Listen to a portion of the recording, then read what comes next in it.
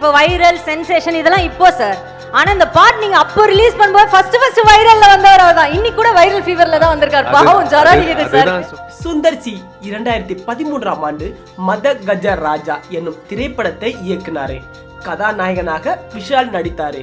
ஆனால் இந்த படம் சந்தர்ப்ப சூழ்நிலை காரணமாக திரைக்கு வரவில்லை.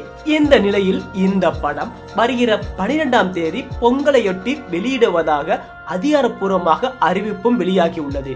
படத்தின் ப்ரமோஷன் பணிகள் தற்போது தீவிரமாக நடைபெற்று வருகிறது. சென்னையில் சமீபத்தில் நடைபெற்ற ப்ரமோஷன் நிகழ்ச்சியில படத்தில் நடித்த பல திரை பிரபலங்கள் கலந்து கொண்டாங்க. சுந்தர் சி, விஜய் ஆண்டனி, விஷால், குஷ்பு மற்றும் பலர் கலந்து கொண்டாங்க.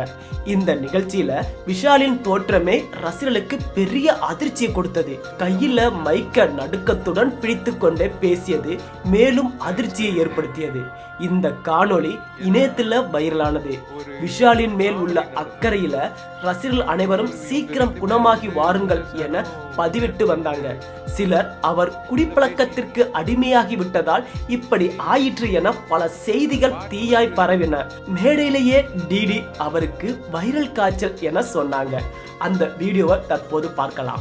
ஏன்னா இந்த வைரல் சென்சேஷன் இதெல்லாம் இப்போ சார். ஆனா இந்த பாட் நீங்க அப்போ ரிலீஸ் பண்ணும்போது ஃபர்ஸ்ட் வைரல்ல வந்தவர் அவர்தான். இன்னைக்கு கூட வைரல் ஃபீவர்ல தான் வந்திருக்கார். பாவம் ஜரா இருக்குது சார். நான் சொல்றேன். மேலும் விஷால் தரப்பில் இருந்து இதற்கு விளக்கம் கொடுத்தாங்க.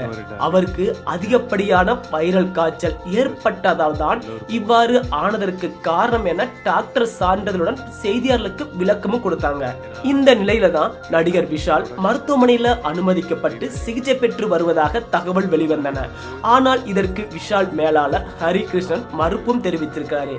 மேலும் இது குறித்து அவர் விளக்கமும் கொடுத்திருக்கிறாரு. அவர் கூறுகையில விஷால் மருத்துவமனையில் அனுமதிக்கப்பட்டுள்ளதாக வெளிவந்த தகவல் வதந்தி. மருத்துவர்களின் ஆலோசனைப்படி வீட்டில் ஓய்வு எடுத்து வருகிறார். காய்ச்சல் வந்த காரணத்தினால் உடல் வலி மற்றும் சற்று சோர்வாக காணப்படுகிறார். ஓரிரு நாட்கள்ல விஷால் முழுமையாக குணமடைந்து விடுவார் என விஷாலின் மேலாளர் ஹரிகிருஷ்ணன் சொல்லியிருக்கிறாரு. ஜனவரியில் இந்த வருஷம் பெஸ்ட் ஆக்டர் அவார்டு கிடைக்குதோ இல்லையோ, எனக்கு பெஸ்ட்டு சிங்கர் அவார்டு கிடைக்கும்னு நினைக்கிறேன். Thanks to Vijay Antony. ஏன்னா ஒரு காமெடி நடந்தது. இவங்க ரெண்டு பேர் சுந்தர் சாரும் விஜய் ஆண்டனி உள்ள பேசிட்டு இருந்தாங்க. ஜி இந்த பாட்டு